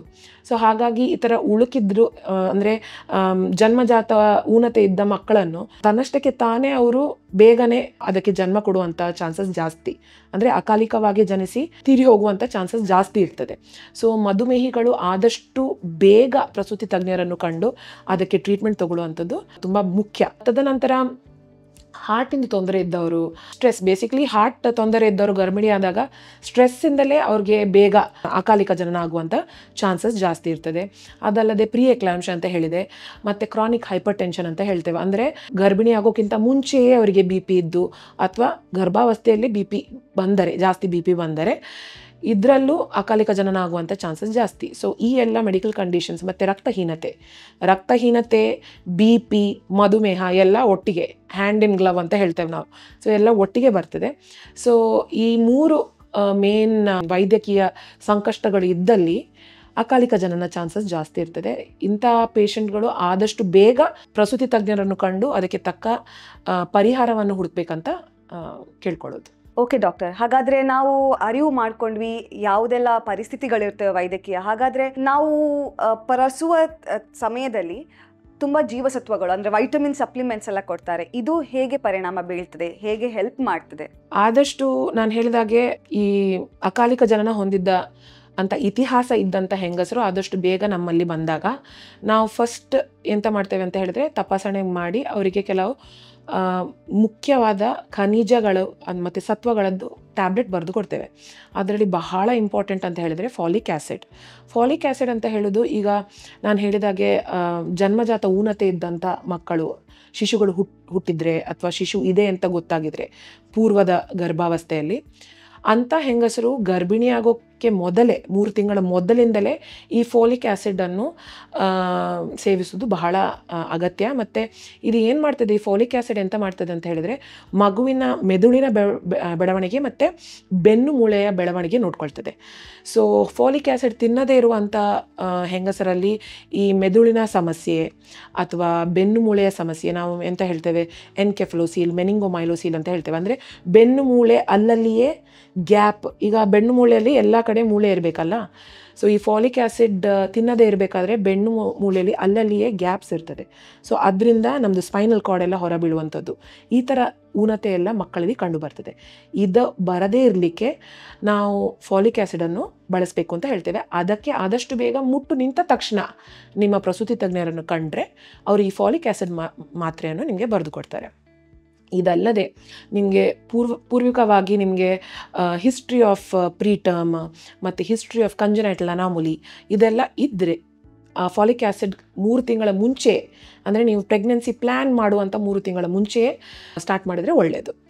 ಇದಲ್ಲದೆ ಬೇರೆ ಖನಿಜಗಳು ಯಾವುದೆಲ್ಲ ಕೊಡ್ತಾ ಇದ್ದೇವೆ ಅಂತ ಹೇಳಿದ್ರೆ ಕಬ್ಬಿಣಾಂಶದ ಮಾತ್ರೆ, ಕ್ಯಾಲ್ಶಿಯಂ ಮಾತ್ರೆ ಮತ್ತು ವೈಟಮಿನ್ ಡಿ ಮಾತ್ರೆ. ಸೊ ಕಬ್ಬಿಣಾಂಶದ ಮಾತ್ರೆ ಎಂತ ಮಾಡ್ತದೆ, ರಕ್ತಹೀನತೆಯನ್ನು ತಡೆಗಟ್ತದೆ. ಸೊ ನಾನು ಹೇಳಿದಾಗೆ ರಕ್ತಹೀನತೆ, BP, ಶುಗರ್ ಇದೆಲ್ಲ ಒಟ್ಟೊಟ್ಟಿಗೆ ಬರುವಂಥ ಕಾಯಿಲೆಗಳು. ಸೊ ರಕ್ತಹೀನತೆಯನ್ನು ತಡೆಗಟ್ಟಿದರೆ ಇದು ಅಕಾಲಿಕ ಜನನವನ್ನು ತಡೆಗಟ್ತದೆ ಮತ್ತು BP ಬರುವುದನ್ನು ತಡೆಗಟ್ತದೆ. ಸೊ ಹೀಗಾಗಿ ಕಬ್ಬಿಣಾಂಶದ ಮಾತ್ರೆ ಬಹಳ ಬಹಳ ಇಂಪಾರ್ಟೆಂಟ್. ಕಬ್ಬಿಣಾಂಶದ ಮಾತ್ರೆ ನಾವು 3 ತಿಂಗಳ ತದನಂತರ ಕೊಡ್ತೇವೆ. ಯಾಕಂದರೆ ಫಸ್ಟ್ 3 ತಿಂಗಳು ಅವರಿಗೆ ವಾಂತಿ ಇರ್ತದೆ, ಮಾರ್ನಿಂಗ್ ಸಿಕ್ನೆಸ್ ಅಂತ ಹೇಳ್ತೇವೆ, ಅದೆಲ್ಲ ಇರ್ತದೆ. ಸೊ ಈ ಕಬ್ಬಿಣದ ಮಾತ್ರೆ ಫಸ್ಟ್ 3 ತಿಂಗಳಲ್ಲಿ ಕೊಡೋದಿಲ್ಲ, ಬರೀ ಫಾಲಿಕ್ ಆ್ಯಸಿಡ್ ಮತ್ತು ಕ್ಯಾಲ್ಶಿಯಂ ಅಂಶವನ್ನು ಕೊಡ್ತೇವೆ. ಸೊ ನೆಕ್ಸ್ಟ್ ಕೊಡುವಂಥದ್ದು ಕ್ಯಾಲ್ಶಿಯಂ ಬಹಳ ಇಂಪಾರ್ಟೆಂಟ್. ಯಾಕಂದರೆ ನಮ್ಮದು ಗರ್ಭಾವಸ್ಥೆಯಲ್ಲಿ ಹೆಂಗಸಿನ ಬಾಡಿಯಲ್ಲಿ ತುಂಬ ಚೇಂಜಸ್ ಉಂಟಾಗ್ತದೆ. ಅಂದರೆ the mother is preparing for the birth of the child ಅಲ್ಲ. ಸೊ ತಾಯಿಗೆ ಹಾಲು ಉತ್ಪತ್ತಿಯಲ್ಲಿ ಅಥವಾ ತಾಯಿಗೆ ಈ ಪ್ರೀ ಎಕ್ಲಾಂಪ್ಷನ್ ಅಂತ ಹೇಳಿದೆ ನಾನು, ಗರ್ಭಾವಸ್ಥೆಯ BP ಕಾಯಿಲೆ ಇದೆಲ್ಲ ತಡೆಗಟ್ಟುವುದರಲ್ಲಿ ನಮ್ಮ ಕ್ಯಾಲ್ಶಿಯಂ ತುಂಬ ಉಪಯುಕ್ತವಾಗ್ತದೆ. ಸೊ ಆದಷ್ಟು ಕ್ಯಾಲ್ಶಿಯಮನ್ನು ಬಿಡದೆ ತಗೊಳ್ಳೋದು ತುಂಬ ಇಂಪಾರ್ಟೆಂಟ್. ಮತ್ತು ವೈಟಮಿನ್ ಡಿ ಲೆವೆಲ್ಸ್ ಕಮ್ಮಿ ಇದ್ದರೆ, ಅಂಶ ಕಮ್ಮಿ ಇದ್ದರೆ ಇದು ಮಧುಮೇಹಕ್ಕೆ ಈಡ್ ಮಾಡ್ತದೆ ಅಂತ ರಿಸರ್ಚ್ ಹೇಳ್ತದೆ. ಸೊ ಆದಷ್ಟು ಏನು ಮಾಡ್ತೇವೆ ಅಂತ ಹೇಳಿದ್ರೆ ವೈಟಮಿನ್ ಡಿ ಲೆವೆಲ್ಸ್ ನೋಡಿ, ನಾರ್ಮಲ್ ಇದ್ದರೆ ಅಗತ್ಯವಿಲ್ಲ, ಅಥವಾ ನಾರ್ಮಲ್ ಇಲ್ಲ ಅಂದರೆ ನಾವು ಅದಕ್ಕೆ ಸಹ ವೈಟಮಿನ್ ಡಿ ಸಪ್ಲಿಮೆಂಟೇಷನ್ ಕೊಡ್ತೇವೆ. ಅಥವಾ ಬೆಸ್ಟ್ ಅಂತ ಹೇಳಿದರೆ ಬೆಳಗ್ಗೆ ಈ ಮುಂಜಾನೆ ಹೊತ್ತು ಒಂದು 7 ಗಂಟೆ ಹೊತ್ತಲ್ಲಿ ಸನ್ನಲ್ಲಿ ನಡೆಯುವುದು, ಸೂರ್ಯನ ಕಿರಣಕ್ಕೆ ನಮ್ಮ ಚರ್ಮ ಬಿದ್ದಾಗ ನ್ಯಾಚುರಲ್ ವೈಟಮಿನ್ ಡಿ ಸಿಗ್ತದೆ ನಿಮಗೆ. ಸೊ ಇದು ಎಲ್ಲರಿಗೆ ಈಗ ಮಾಡಲಿಕ್ಕಾಗೋದಿಲ್ಲ. ಬೆಳಗ್ಗೆ ಗಡಿಬಿಡಿಯಲ್ಲಿ ಮಕ್ಕಳನ್ನು ಸ್ಕೂಲಿಗೆ ಕಳಿಸುವ ಗಡಿಬಿಡಿಯಲ್ಲಿ ಅಥವಾ ಎಲ್ಲ ರೆಡಿ ಆಗುವ ಗಡಿಬಿಡಿಯಲ್ಲಿ ಮಾಡಲಿಕ್ಕಾಗೋದಿಲ್ಲ. ಸೊ ವೈಟಮಿನ್ ಡಿ ಸಪ್ಲಿಮೆಂಟೇಷನ್ ಕೊಡಬೇಕಾಗ್ತದೆ. ಸೊ ಈ ವೈಟಮಿನ್ ಡಿ ಸಪ್ಲಿಮೆಂಟೇಷನ್ ಸಹ ನಮಗೆ ಮಧುಮೇಹ ಬರುವುದರಲ್ಲಿ ರಿಸ್ಕ್ ಕಮ್ಮಿ ಮಾಡ್ತದೆ, ತಡೆಗಟ್ತದೆ ಅಂತ ಹೇಳಲಿಕ್ಕಾಗೋದಿಲ್ಲ. ಸೊ ರಿಸ್ಕ್ ಕಡಿಮೆ ಮಾಡ್ತದೆ. ಸೊ ಇದೆಲ್ಲ ಖನಿಜಗಳು ಮತ್ತು ವೈಟಮಿನ್ ಸಪ್ಲಿಮೆಂಟೇಷನ್ಸ್ ಬಹಳ ಅಗತ್ಯ. ಹಾಗಾದರೆ ತಾಯಿಯ ಆರೈಕೆನೂ ತುಂಬ ಮುಖ್ಯವಾದದ್ದು. ಆಲ್ರೆಡಿ ತುಂಬ ಜನರಿಗೆ ಇವಾಗಲೇ ವೈಟಮಿನ್, ಜೀವಸತ್ವ, ಖನಿಜಗಳ ಪ್ರಾಬ್ಲಮ್ ಆಲ್ರೆಡಿ ಇದೆ. ಸೊ ಅದಕ್ಕಾಗಿ ಮೊದಲೇ ಬಂದು ಡಾಕ್ಟ್ರಲ್ಲಿ ಒಂದು ಕನ್ಸಲ್ಟ್ ಮಾಡಿ ಅದರ ಬಗ್ಗೆ ಮಾಹಿತಿ ಪಡೆದ್ರೆ ತುಂಬ ಒಳ್ಳೆಯದಂತ ನೀವು ಹೇಳ್ತಾ ಇದ್ದೀರಿ. ಹೌದು. ಹಾಗಾದರೆ ಡಾಕ್ಟರ್, ಮಲ್ಟಿಪಲ್ ಪ್ರೆಗ್ನೆನ್ಸಿ ಅಥವಾ ಜವಳಿ, ತ್ರಿವಳಿ ಆ ವಿಷಯದಲ್ಲಿ ಬಂದಾಗ ಮುನ್ನೆಚ್ಚರಿಕೆ ಹೇಗೆ, ಹೈ ರಿಸ್ಕ್ ಹೇಗಿರ್ತದೆ, ಏನು ಅಪಾಯದ ಚಿಹ್ನೆಗಳಿರ್ತವೆ, ಅದರ ಬಗ್ಗೆ ಹೇಗೆ ಮುಂದುವರಿಬೇಕು? ಅವಳಿ ಮತ್ತು ಅಥವಾ ತ್ರಿವಳಿ ಗರ್ಭಧಾರಣೆ ಏನಿರ್ತದೆ ಸ್ಪಾಂಟೇನಿಯಸ್ ಅಂತ ಹೇಳ್ತೇವೆ, ಸ್ಪಾಂಟೇನಿಯಸ್ ಟ್ವಿನ್ಸ್ ಅಥವಾ IVF ಪ್ರೆಗ್ನೆನ್ಸಿಯಿಂದ ಬರುವಂಥದ್ದು. ಅಂದರೆ ಆರ್ಟಿಫಿಷಿಯಲ್ ರಿಪ್ರೊಡಕ್ಟಿವ್ ಟೆಕ್ನಿಕ್ ಅಂತ ಹೇಳ್ತೇವೆ ನಾವು, IVF ಬೇಬೀಸ್. ಸೊ ಯಾವುದೇ ಕಾರಣದಿಂದಲೂ ಅವಳಿ ಅಥವಾ ತ್ರಿವಳಿ ಗರ್ಭಧಾರಣೆ ಇದ್ದರೂ ಸಹ ಇದು ಅಕಾಲಿಕ ಜನನಕ್ಕೆ ಒಂದು ಅಪಾಯಕಾರಿಯಾಗಿರ್ತದೆ. ಯಾಕಂದರೆ ಅವಳಿ ಮತ್ತು ತ್ರಿವಳಿಯಲ್ಲಿ ಎಂತ ಆಗ್ತದೆ ಅಂದರೆ ಗರ್ಭಕೋಶ ಒಂದು ಮಗುವನ್ನು ಹಿಡಿಯೋ ಬದಲು 2 ಅಥವಾ 3 ಮಗುವನ್ನು ಹಿಡಿಬೇಕೀಗ ಗರ್ಭಕೋಶ. ಹಾಗಾಗಿ ಗರ್ಭಕೋಶ ಸ್ಟ್ರೆಚ್ ಆಗಿರ್ತದೆ, ಓವರ್ ಡಿಸ್ಟೆನ್ಷನ್ ಅಂತ ಹೇಳ್ತೇವೆ ನಾವು. ಸೊ ಸ್ಟ್ರೆಚ್ ಆಗಿರುವ ಕಾರಣದಿಂದ ಗರ್ಭಕಂಠದ ಮೇಲೆ ಪ್ರೆಷರ್ ಜಾಸ್ತಿ ಬೀಳ್ತದೆ. ಸೊ ಹಾಗಾಗಿ ಗರ್ಭಕಂಠ ಆದಷ್ಟು ಬೇಗನೆ ತೆರೆಯುವಂಥ ಸಂದರ್ಭದಲ್ಲಿ ಈ ಥರ ಅಕಾಲಿಕ ಜನನಕ್ಕೆ ಈಡಾಗ್ತದೆ. ಮತ್ತು ನಾನು ಹೇಳಿದಂಥ ಈ ಪ್ರೀ ಎಕ್ಲಾಂಪ್ಷ, ಮಧುಮೇಹ ಇದೆಲ್ಲ ಉಂಟು ಮಾಡುವಂಥದ್ದು ನಮ್ಮದು ಜರಾಯುವಿಂದ, ಅಂದರೆ placenta. These are all placental diseases, associated diseases ಅಂತ ಹೇಳ್ತೇವೆ ನಾವು. ಸೊ ಅವಳಿ ತ್ರಿವಳಿ ಮಕ್ಕಳಿದ್ದಾಗ ಪ್ರಿಯಕ್ಲಾಂಶ ಬರುವಂಥ ಚಾನ್ಸಸ್ ಮತ್ತು ಮಧುಮೇಹ ಬರುವಂಥ ಚಾನ್ಸಸ್ ಇದೆಲ್ಲ ಜಾಸ್ತಿ ಆಗ್ತದೆ. 3 ಗುಣ 4 ಗುಣ ಜಾಸ್ತಿ ಆಗ್ತದೆ. ಸೊ ಇದರ ಕಾರಣದಿಂದಲೂ ಅಕಾಲಿಕ ಜನನ ಆಗುವಂಥ ಚಾನ್ಸಸ್ ಜಾಸ್ತಿ ಇರ್ತದೆ. ಸೊ ಈಗ ನಾವೇನು ಮಾಡ್ತೇವೆ ಅಂತ ಹೇಳಿದರೆ, ಕೆಲವೊಮ್ಮೆ ಪ್ರೆಷಸ್ ಪ್ರೆಗ್ನೆನ್ಸಿ ಅಂತ ಹೇಳ್ತೀವಿ, IVF ಮಾಡಿ ಅವಳಿ ಮಕ್ಕಳಾಗಿ ಬಂದಿರ್ತಾರೆ. ಇಂತಹ ಪೇಷಂಟ್ಸ್ನಲ್ಲಿ ನಾವು ಆದಷ್ಟು ಬೇಗ ಅವರನ್ನು ತಪಾಸಣೆಗೆ ಕರೆದು ಅವರ ಕಾಲಕಾಲಿಕವಾಗಿ ನಾವು ಸ್ಕ್ಯಾನ್ಗಳನ್ನು ಮಾಡ್ತಾ ಇರ್ತೇವೆ. ಈ ಸ್ಕ್ಯಾನಲ್ಲಿ ನಮ್ಗೆ ಏನಾದರೂ ಗರ್ಭಕಂಠ ಅಂದರೆ ಸರ್ವಿಕ್ಸ್ ಅಂತ ಏನು ಹೇಳ್ತೇವೆ, ಗರ್ಭಕಂಠದಲ್ಲಿ ಏನಾದರೂ ಸಮಸ್ಯೆ ಉಂಟು, ಗರ್ಭಕಂಠದ್ದು ಲೆಂತ್ ಸ್ಮಾಲ್ ಆಗಿ ಚಿಕ್ಕದಾಗ್ತಾ ಇದೆ, ಅಥವಾ ಗರ್ಭಕೋಶದ ಬಾಯಿ ಇನ್ನೇನು ತೆರಿಲಿಕ್ಕೆ ಆಗ್ತಾ ಇದೆ ಅಂತ ಗೊತ್ತಾಗ್ತದೆ ನಮಗೆ ಸ್ಕ್ಯಾನಲ್ಲೇ, a very early scan. So ಹೀಗಿದ್ದಾಗ ಈ ಸಮಸ್ಯೆಗೆ ನಾವು ಏನು ಹೇಳ್ತೇವೆ, ಸರ್ಕ್ಲಾಜ್ ಅನ್ನೋವಂಥ ಒಂದು ಶಸ್ತ್ರಚಿಕಿತ್ಸೆ ಮಾಡ್ತೇವೆ. ಅಂದರೆ ಗರ್ಭಕಂಠದ ಸುತ್ತ ನಾವೊಂದು ಸ್ಟಿಚ್ ಹಾಕಿ ಬಿಡ್ತೇವೆ, ಓಪನ್ ಆಗಬಾರ್ದು ಅಂತ. ಇದನ್ನು ನಾವು ಇನ್ನು 9 ತಿಂಗಳು ಮುಟ್ತಾ ಇರಬೇಕಾದ್ರೆ, 9 ತಿಂಗಳು ರೀಚ್ ಆಗ್ತಾ ಇರಬೇಕಾದ್ರೆ ಆ ಸ್ಟಿಚ್ಚನ್ನು ಓಪನ್ ಮಾಡಿ ಬಿಡ್ತೇವೆ. ಸೊ ಹೀಗೆ ಒಂದು ಮುನ್ನೆಚ್ಚರಿಕೆಯನ್ನು ವಹಿಸುವಂಥದ್ದು. ಸೊ ಇದಲ್ಲದೆ ನಾನು ಹೇಳಿದಾಗೆ ಸಪ್ಲಿಮೆಂಟೇಷನ್, ವೈಟಮಿನ್ ಸಪ್ಲಿಮೆಂಟೇಷನ್, ಆರ್ ನಿಮ್ಮದು ವೈಟಮಿನ್ ಡಿ, ಐರನ್, ಕ್ಯಾಲ್ಶಿಯಂ ಮತ್ತು ಫಾಲಿಕ್ ಆ್ಯಸಿಡ್ ಸಪ್ಲಿಮೆಂಟೇಷನ್. ಮತ್ತು ಈಗ ಅವರಿಗೆ ಅಕಾಲಿಕ ಜನನದ ಇತಿಹಾಸ ಇದ್ದಲ್ಲಿ ಅವರಿಗೆ ಬೇರೆ ಮೆಡಿಕೇಷನ್ಸ್ ನಾವು, ಅಂದರೆ ಪ್ರೀವಿಯಸ್ ಹಿಸ್ಟ್ರಿ ಆಫ್ ಪ್ರಿಯಕ್ಲಾಂಶ ಇದ್ದರೆ ಅವರಿಗೆ ಈ ಸತಿ ಪ್ರೆಗ್ನೆಂಟ್ ಅವಳಿ ತ್ರಿವಳಿ ಆದರೆ ನಾವು ಇಕೋಸ್ಪಿರಿನ್ ಅಂತ ಒಂದು ಟ್ಯಾಬ್ಲೆಟ್ ಹಾಕ್ತೇವೆ. ಇದು ರಕ್ತ ಹೆಪ್ಪುಗಟ್ಟುವಿಕೆಯನ್ನು ಕಡಿಮೆ ಮಾಡ್ತದೆ, ರಕ್ತ ಚಾಲನೆ ಜಾಸ್ತಿ ಮಾಡ್ತದೆ. ಸೊ ಹೀಗಾಗಿ ಇದನ್ನೆಲ್ಲ ಪ್ರಿವೆಂಟಿವ್ ಔಷಧಿ, ಅಂದರೆ ಅಕಾಲಿಕ ಜನನವನ್ನು ತಡೆಗಟ್ಟುವಂಥ ಔಷಧಿಗಳನ್ನು ಆದಷ್ಟು ಬೇಗ ಹಾಕಲಿಕ್ಕೆ ಆಗ್ತದೆ ನಮಗೆ, ಆ ಪೇಷಂಟ್ ಆದಷ್ಟು ಬೇಗ ನಮ್ಮ ಹತ್ರ ಬಂದರೆ. ಸೊ ಈ ಥರ ಎಲ್ಲ ಎಚ್ಚರಿಕೆ ವಹಿಸಬೇಕಾಗ್ತದೆ ಅವಳಿ ಮತ್ತು ತ್ರಿವಳಿ ಗರ್ಭಧಾರಿಗಳು. ಹಾಗಾದರೆ ಡಾಕ್ಟರ್, ನೀವು ಇವಾಗಲೇ ಹೇಳಿದ್ರಿ ಫಾಲೋ ಅಪ್ಸ್ ಬಗ್ಗೆ, ನಿಯಮಿತವಾಗಿ ನಾವು ಹೇಗೆ ತಪಾಸಣೆಗೆ ಬರಬೇಕು, ಆರೈಕೆ ಬಗ್ಗೆ ನೀವು ಹೇಳ್ತಾ ಇದ್ದೀರಾ. ಹಾಗಾದರೆ ನಾವು ಡಾಕ್ಟರನ್ನು ಯಾವಾಗ ಬಂದು, ಕಾಲಿಕವಾಗಿ ಯಾವಾಗ ಬಂದು ನೋಡಬೇಕು? ಗರ್ಭಿಣಿ ಅಂದರೆ ಮುಟ್ಟು ನಿಂತ ತಕ್ಷಣವೇ ಆದಷ್ಟು ಪ್ರಸೂತಿ ತಜ್ಞರನ್ನು ಕಾಣಬೇಕಾಗ್ತದೆ. ಮತ್ತು ಏನಂತ ಹೇಳಿದರೆ, ಅದೇ ನಾನು ಹೇಳಿದಾಗೆ ಈ ಅಕಾಲಿಕ ಜನನದ್ದು ಇತಿಹಾಸ ಇದ್ದಲ್ಲಿ, ಅಥವಾ 2ನೇ ತ್ರೈಮಾಸಿಕದ್ದು ಗರ್ಭಪಾತದ ಇತಿಹಾಸ ಇದ್ದಲ್ಲಿ, ಇಂತಹ ಪೇಷಂಟ್ಸ್ಗಳೆಲ್ಲ ಆದಷ್ಟು ಬೇಗ ಬಂದರೆ ನಮಗೆ ಆದಷ್ಟು ಬೇಗ ಅದಕ್ಕೆ ತಕ್ಕಂಥ ತಪಾಸಣೆ ಮತ್ತು ರಕ್ತ ಪರೀಕ್ಷೆಗಳನ್ನೆಲ್ಲ ಮಾಡಿ ಅವರಿಗೆ ಅದಕ್ಕೆ ಬೇಕಾದ ಆರೈಕೆಯನ್ನು ಕೊಡಲಿಕ್ಕೆ ನಮಗೆ ಸುಲಭ ಆಗ್ತದೆ. WHO ಎಂತ ಹೇಳ್ತದೆ ಅಂತ ಹೇಳಿದರೆ, 28 ವಾರದ ಗರ್ಭಿಣಿ ಇರುವ ತನಕ ನಾವು ಮಾಸಕ್ಕೆ ಅಂದರೆ ಮಂತ್ಲಿ ಒನ್ಸ್ ಅಂತ ಹೇಳ್ತೇವೆ, 1 ತಿಂಗಳಿಗೆ 1 ಸತಿ ಚೆಕಪ್ಗೆ ಕರಿತೇವೆ. ಇದರಲ್ಲಿ ಈ 28 ವಾರ ಆಗೋ ತನಕ ನಾವು ಫಸ್ಟ್ 6ರಿಂದ 8 ವಾರದಲ್ಲಿ ಒಂದು ಸ್ಕ್ಯಾನ್ ಮಾಡ್ತೇವೆ, ಮತ್ತು 11ರಿಂದ 13 ವಾರಕ್ಕೆ ಇನ್ನೊಂದು ಸ್ಕ್ಯಾನ್ ಮಾಡ್ತೇವೆ, ಮತ್ತು 18ರಿಂದ 20 ವಾರಕ್ಕೆ ಇನ್ನೊಂದು ಸ್ಕ್ಯಾನ್ ಮಾಡ್ತೇವೆ. ಈ 3 ಸ್ಕ್ಯಾನ್ ಬಹಳ ಅತ್ಯಗತ್ಯ. ಇದರಲ್ಲೇ ನಮಗೆ ಮಗುವಿಗೆ ಊನತೆ ಉಂಟಾ, ಊನತೆ ಇಲ್ವಾ ಅಂತ ತಿಳಿಯುವಂಥದ್ದು. ಈಗ ಹೊಸದು ನಮ್ಮದು medical termination of pregnancy act ಅಂತ ಬಂದಿದೆ, ಒಂದು ಹೊಸದು ಅಪ್ಡೇಟ್ ಆಗಿರೋ ಪ್ರಕಾರ ಮಗುವಿಗೆ ಊನತೆ ಇದ್ದರೆ 24 ವಾರದ ತನಕ ನಾವು ಅದನ್ನು ವೈದ್ಯರೇ ಹೆರಿಗೆ ಮಾಡಿ ತೆಗಿಬೋದು ಅಂತ ಹೇಳ್ತಾರೆ. ಸೊ ಇದರ ಕಾರಣದಿಂದಾಗಿ ಏನಾದರೂ ಊನತೆ ಇದ್ರೂ ಅದನ್ನು ಆದಷ್ಟು ಬೇಗ ಪಿಕಪ್ ಮಾಡಿ ಅದಕ್ಕೆ ತಕ್ಕ ಟ್ರೀಟ್ಮೆಂಟ್ ಅಥವಾ ಚಿಕಿತ್ಸೆ ಕೊಡುವಂಥದ್ದು. ಸೊ 28 ವಾರದ ತನಕ ತಿಂಗಳು ಕರಿತೇವೆ ನಾವು. 28ರಿಂದ 36 ವಾರದ ತನಕ ತಿಂಗಳಲ್ಲಿ 2 ಬಾರಿ ತಪಾಸಣೆ ಮಾಡ್ತೇವೆ. ಮತ್ತು 36 ವಾರದ ನಂತರ ವಾರಕ್ಕೆ ಒಮ್ಮೆ, ಅಂದರೆ 36ರಿಂದ 40 ವಾರ ಒಂದು ಗರ್ಭಿಣಿ 40 ವಾರದ ಹೆರಿಗೆ ಅಂದರೆ ಗರ್ಭಿಣಿ ಆಗಿರ್ತಾರೆ, ಸೊ ಪ್ರೆಗ್ನೆಂಟ್ ಆಗಿರ್ತಾರೆ. ಸೊ 36ರಿಂದ 40 ವಾರದ ತನಕ ವಾರ ಚೆಕಪ್ ಮಾಡ್ತೇವೆ. ಇದು ನಾರ್ಮಲ್ ಪ್ರೆಗ್ನೆಂಟ್ ವುಮನಲ್ಲಿ. ಈಗ ನಮ್ಮದು ಹೈ ರಿಸ್ಕ್ ಅಂತ ಏನು ಹೇಳ್ತೇವೆ, ಹೈ ರಿಸ್ಕ್ ಪ್ರೆಗ್ನೆಂಟ್ ವುಮೆನಲ್ಲಿ ನಾವು ಇಷ್ಟು ದೂರದಲ್ಲಿ ಇಡುವುದಿಲ್ಲ. ಮೇ ಬಿ 28 ವಾರದ ತನಕವೂ ನಾವು ತಿಂಗಳಲ್ಲಿ 2 ಸತಿ ಕಾಣ್ತೇವೆ. ಈಗ ಅವರು ಮಧುಮೇಹಿಗಳಾದರೆ ವಾರ ಬರಲಿಕ್ಕೆ ಹೇಳ್ತೇವೆ, ಯಾಕಂದರೆ ಶುಗರದ್ದು ಚೆಕಪ್ ಮಾಡ್ತಾ ಇರಬೇಕು, ಶುಗರ್ ಲೆವೆಲ್ ಸರಿ ಇರಬೇಕು. ಯಾಕಂದರೆ ಶುಗರಿನ ಜಾಸ್ತಿ ಆದರೆ ಅದರದ್ದು ಊನತೆ ಮಗುವಿಗೆ ಬೀಳ್ತದೆ. ಸೊ ಅದನ್ನೆಲ್ಲ ತಡೆಗಟ್ಟಲಿಕ್ಕೆ ಬೇಗ ಕರಿತೇವೆ. ಅಂದರೆ ಅದು ಟೇಲರ್ ಮೇಡ್, ಒಂದೊಂದು ಪೇಷಂಟಿಗೆ ಒಂದೊಂದು ಥರ ಬೇರೆ ಟೈಮಲ್ಲಿ ಕರಿತೇವೆ. ಸೊ ಬಟ್ ನಾರ್ಮಲ್ ಪ್ರೆಗ್ನೆಂಟ್ ವುಮೆನ್ಗೆ ಕಂಪೇರ್ ಮಾಡಿದರೆ ಹೈ ರಿಸ್ಕ್ ಪ್ರೆಗ್ನೆನ್ಸಿ ಪೇಷಂಟ್ಸ್ಗೆ ಆದಷ್ಟು ನಾವು ಜಾಗ್ರತೆಯಲ್ಲಿ ಮತ್ತು ಕೂಲಂಕುಷವಾಗಿ ಅವರನ್ನು ನೋಡ್ಕೊಳ್ಳುವಂಥದ್ದು. ಯಾಕಂದರೆ ಕಾಲಕಾಲಿಕವಾಗಿ ಅವರಿಗೆ ಬೇರೆ ಔಷಧಿ ಕೊಡಬೇಕಾಗ್ತದೆ, ಅಥವಾ ಕಾಲಕಾಲಿಕವಾಗಿ ಅವರಿಗೆ ಬೇರೆ ತಪಾಸಣೆಗೆ ಮಾಡಬೇಕಾಗ್ತದೆ. ಸೊ ಹೀಗಾಗಿ ಇವರನ್ನು ಪದೇ ಪದೇ ಕರೆಯುವಂಥದ್ದು ಅಂತ ಪರಿಸ್ಥಿತಿ ಬರ್ತದೆ. ಹಾಗಾದರೆ ತಾಯಿಯ ಆರೈಕೆ, ತಾಯಿಯ ಚಿಕಿತ್ಸೆ ಬಗ್ಗೆ ನಾವು ತುಂಬ ಗಮನ ವಹಿಸಬೇಕಾಗ್ತದೆ, ಹೈ ರಿಸ್ಕ್ ಅನ್ನು ನೋಡಿಕೊಂಡೇ ಮುಂದುವರಿಸಬೇಕಾಗ್ತದೆ. ಹೌದು ಹೌದು. ಸೊ ಡಾಕ್ಟರ್, ನಾವು ಸ್ಟಾರ್ಟಿಂದ ಮಾತಾಡ್ತಿದ್ದೇವೆ ತಾಯಿಯ ಆರೈಕೆ ತುಂಬ ಮುಖ್ಯ ಅಂತ. ಹಾಗಾದರೆ ತಾಯಿಯ ತೂಕ ಮತ್ತು ಪೋಷಣೆ, ಅವರು ಮಾಡುವ ಊಟ, ಅವರ ಆರೈಕೆ ಹೇಗಿರಬೇಕು? ತಾಯಿಯ ತೂಕ ಅಂದರೆ ಒಬೆಸಿಟಿ ಅಂತ ಹೇಳ್ತೇವೆ ನಾವು.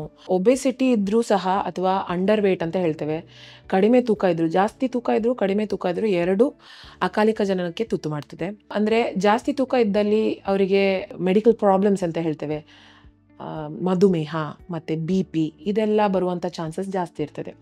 ಅದೇ ಅಂಡರ್ ವೇಟ್ ಇದ್ದರೆ, ಅಂದರೆ ತೂಕ ಕಡಿಮೆ ಇದ್ದರೆ, ಅವರಿಗೆ ಅಪೌಷ್ಟಿಕತೆಯಿಂದ ರಕ್ತಹೀನತೆ ಬಂದಾಗ ಮತ್ತೆ BP ಬರುವಂಥದ್ದು. ಸೊ ಹೀಗಾಗ್ತದೆ. ಅದಲ್ಲದೆ ಅಂಡರ್ ವೇಟ್ ಇದ್ದು ಅಪೌಷ್ಟಿಕತೆ ಇದ್ದಲ್ಲಿ ಅವರಿಗೆ ಸೋಂಕುಗಳು ಬರುವಂಥ ಚಾನ್ಸಸ್ ಜಾಸ್ತಿ ಇರ್ತದೆ. ಸೊ ಐಡಿಯಲಿ ನಾವೆಂತ ಹೇಳ್ತೇವೆ ಅಂತ ಹೇಳಿದರೆ, ಒಂದು 9 ತಿಂಗಳ ಗರ್ಭಾವಸ್ಥೆಯಲ್ಲಿ ಗರ್ಭಿಣಿಯರು ಸಾಧಾರಣ ಒಂದು 7ರಿಂದ 11 kg ತನಕ ತೂಕ ಹಾಕ್ತಾರೆ. ಸೊ ಈ 7ರಿಂದ 11 kg ಎಲ್ಲರಿಗೂ ಫಿಕ್ಸ್ ಅಲ್ಲ. ಅಂದರೆ ಈಗ ಅವರು ಗರ್ಭಪೂರ್ವ ಅಂದರೆ ಗರ್ಭಿಣಿ ಆಗುವ ಮುಂಚೆಯೇ ಅವರು ಏನಾದರೂ ಜಾಸ್ತಿ ತೂಕದವರಾಗಿದ್ದರೆ, ಅವರು weight put on that 9 months ಇದ್ದು 9 ತಿಂಗಳಲ್ಲಿ ಅವರಿಗೆ 5ರಿಂದ 7 kg ಮಾತ್ರ ಹಾಕಲಿಕ್ಕೆ. ಸೊ ಅಷ್ಟು ಜಾಗ್ರತೆ ವಹಿಸಬೇಕಾಗ್ತದೆ. ಒಂದು ವೇಳೆ ಅವರು ಸಮತೋಲನದಲ್ಲಿದ್ದರೆ ಅವರು 7ರಿಂದ 11 kg ಹಾಕುವಂಥದ್ದು. ಮತ್ತು ಅವರು ಒಂದು ವೇಳೆ ಕಡಿಮೆ ತೂಕದವರಾಗಿದ್ದರೆ 11ರಿಂದ 14 kg ಹಾಕುವಂಥದ್ದು. ಇದು ಹೀಗೆ ಇದ್ದರೆ ಮತ್ತು ಅಕಾಲಿಕ ಜನನಕ್ಕೆ ನಾವು ರಿಸ್ಕನ್ನು ಕಡಿಮೆ ಮಾಡಿದಾಗೆ ಆಗ್ತದೆ.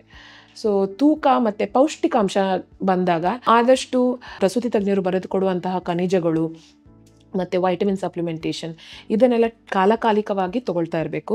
ಇದಲ್ಲದೆ ಪೌಷ್ಟಿಕಾಂಶ ಇರುವಂಥ ಆಹಾರ ಸೇವನೆ, ಅಂದರೆ iron rich diet, protein rich diet ಅಂತ ಹೇಳ್ತೇವೆ. ಕಬ್ಬಿಣಾಂಶ ಜಾಸ್ತಿ ಇರುವಂತಹ ಆಹಾರ ಸೇವನೆ ಅಂದರೆ ನೀವು ಸೊಪ್ಪು ಮತ್ತು ನೀವು ಮೀನು ಮಾಂಸ ಎಲ್ಲ ತಿಂತಾ ಇದ್ದರೆ ಲಿವರ್ ಅಂತ ಹೇಳ್ತೇವಲ್ಲ ಅದು, ಮತ್ತು ಎಗ್, ಇದೆಲ್ಲ ಪ್ರೋಟೀನ್ ಅಂಶ, ಕಬ್ಬಿಣಾಂಶ ಇರುವಂಥದ್ದು. ಮತ್ತು ಹಾಲು ಕುಡಿಬೇಕು, ಕ್ಯಾಲ್ಶಿಯಂ ಅಂಶ ಇರುವಂಥದ್ದು, ರಾಗಿ ಮತ್ತು ಮೊಳಕೆ ಕಟ್ಟಿದ್ದು ಕಾಳುಗಳು, ಇದನ್ನೆಲ್ಲ ಸೇವನೆ ಮಾಡ್ತಾಯಿದ್ರೆ ಇದು ಹೋಲಿಸ್ಟಿಕ್ ಡಯಟ್ ಅಂತ ಹೇಳ್ತೇವೆ. ಅಂದರೆ ಎಲ್ಲ important carbohydrates, proteins, fat, so ಇದನ್ನೆಲ್ಲ ಸೇವನೆ ಮಾಡಿದರೆ ನಾವು ಅಕಾಲಿಕ ಜನನಕ್ಕೆ ರಿಸ್ಕ್ ಫ್ಯಾಕ್ಟರ್ ಅಂತ ಹೇಳ್ತೇವೆ ಅದನ್ನು ಕಡಿಮೆ ಮಾಡ್ತೇವೆ. ಮತ್ತು ಆ್ಯಂಟಿ ಆಕ್ಸಿಡೆಂಟ್ಸ್ ಇರುವಂಥ ಫುಡ್ ಅಂದರೆ ಈ ಕಲರ್ಡ್ ಫ್ರೂಟ್ಸ್ ಅಂತ ಹೇಳ್ತೇವೆ, ನಿಮ್ಮದು correct fruits and vegetables, basically bell peppers, ನಮ್ಮದು ದೊಣ್ಣೆ ಮೆಣಸಿನ್ಕಾಯಿ ಅಂತ ಹೇಳ್ತೇವಲ್ಲ, ಅದು ಹಸಿರು, ಕೆಂಪು, ಹಳದಿ ಎಲ್ಲ ಬಣ್ಣದ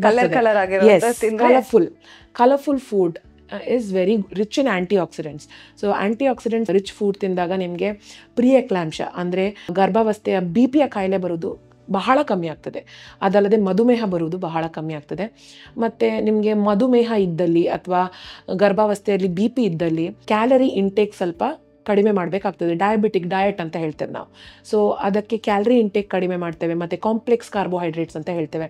ಸೊ ಇದನ್ನೆಲ್ಲ ನಾವು ಡಯಟ್ರಿ ಅಡ್ವೈಸಲ್ಲಿ ಕೊಡ್ತೇವೆ. ಅಂದರೆ ಪೇಷಂಟ್ ಟೇಲರ್ಡ್, ಒಂದೊಂದು ಪೇಷಂಟ್ಗೆ ಒಂದೊಂದು ನಮ್ಮದು ಡಯಟ್ ಹೇಳ್ತೇವೆ. ಅವರು ಎಂತ ತಿಂತಾ ಇದ್ದಾರೆ, ಅವರು ಅದು ಸಾಕ ಅಥವಾ ಡೆಫಿಸಿಟ್ ಇದೆಯಾ ಅಂತ ನೋಡಿ ಅವರಿಗೆ ಡಯಟ್ರಿ ಅಡ್ವೈಸ್ ಕೊಡುವಂಥದ್ದು ತುಂಬ ಮುಖ್ಯ. ಹಾಗಾದರೆ ಡಾಕ್ಟರ್, ನಾವು ಇವಾಗಲೇ ಮಾತಾಡಿದ್ವಿ ಆಲ್ರೆಡಿ ಮಧುಮೇಹದ ಬಗ್ಗೆ, ರಕ್ತಹೀನತೆ ಬಗ್ಗೆ. ಮೇಜರ್ ಆಗಿ ನಾವು ನೋಡೋದಂತ ಹೇಳಿದ್ರೆ ಇವಾಗದ ಈ ವರ್ಕ್ ಕಲ್ಚರಲ್ಲಿ ಮತ್ತು ನಾರ್ಮಲಲ್ಲಿ ನೋಡೋದಾದರೆ ಮಾನಸಿಕ ಒತ್ತಡ ತುಂಬ ಜಾಸ್ತಿ ಆಗಿದೆ. ಅದು ತಾಯಿಯಲ್ಲೂ ಇನ್ನೂ ಜಾಸ್ತಿ ಆಗ್ತದೆ.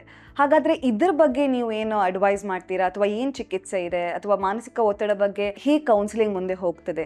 ಮಾನಸಿಕ ಒತ್ತಡವನ್ನು ಯೂಶಲಿ ನಾವು ನೆಗ್ಲೆಕ್ಟ್ ಮಾಡಿಬಿಡ್ತೇವೆ. ಎಲ್ಲರೂ ಗರ್ಭಿಣಿ ಆಗ್ತಾರಲ್ಲ, ಇದರಲ್ಲಿ ವಿಶೇಷ ಎಂತ ಉಂಟು ಅಂತ ಹೇಳೋರು ಜಾಸ್ತಿ ಇರ್ತಾರೆ. ಬಟ್ ಒಂದು ತಾಯಿಯ ದೇಹದಲ್ಲಿ ಆಗುವ ಚೇಂಜಸ್ ಆ 9 ತಿಂಗಳಲ್ಲಿ ಆ ತಾಯಿಗೆ ಮಗುವಿನ ಬಗ್ಗೆ ಮತ್ತು ತನ್ನ ಬಗ್ಗೆ ಇರುವಂತಹ ಟೆನ್ಷನ್ಸ್, ಇದೆಲ್ಲ ಸ್ಟ್ರೆಸ್ ಮೇಜರ್ ಫ್ಯಾಕ್ಟರ್. ಅದು ಅಕಾಲಿಕ ಜನನಕ್ಕೆ ಉಂಟು ಮಾಡುವಂಥ ಮೇಜರ್ ಫ್ಯಾಕ್ಟರ್. ಅದನ್ನು ಯೂಶಲಿ ನಾವು ಇಗ್ನೋರ್ ಮಾಡಿಬಿಡ್ತೇವೆ. ಯಾಕಂದರೆ ನೀವು ಹೇಳಿದಾಗೆ ಈಗದ್ದು ಲೈಫ್ ಸ್ಟೈಲ್ ಹೇಗೆ ಅಂದರೆ ಎವ್ರಿಬಡಿ ಈಸ್ ಬ್ಯುಸಿ, ಎಲ್ಲರೂ ಬ್ಯುಸಿ ಇದ್ದಾರೆ, ಅವರವರ ಕೆಲಸದಲ್ಲಿ ಅವರವರು ಬ್ಯುಸಿ ಇದ್ದಾರೆ. ಸೊ ಈಗ most of them are educated mothers, most of them are working mothers. So ಎಲ್ಲರೂ ವರ್ಕಿಗೆ ಹೋಗಬೇಕಾದ್ರೆ ಅವರ ಆರೈಕೆ, ಅವರ ಹೊಟ್ಟೆಯಲ್ಲಿರುವ ಮಗುವಿನ ಆರೈಕೆ ಮಾಡ್ಕೊಳ್ಳಿಕ್ಕೆ ಅವರಿಗೆ ಟೈಮ್ ಇಲ್ಲ. ಮತ್ತು ಇದ್ದರೂ ಸಹ ಹೇಗೆ ಮಾಡ್ಕೊಳ್ಬೇಕಂತ ಅವರಿಗೆ ಹೇಳುವವರು ಯಾರೂ ಇಲ್ಲದೆ ಇರೋ ಥರ ಆಗ್ತಿದೆ.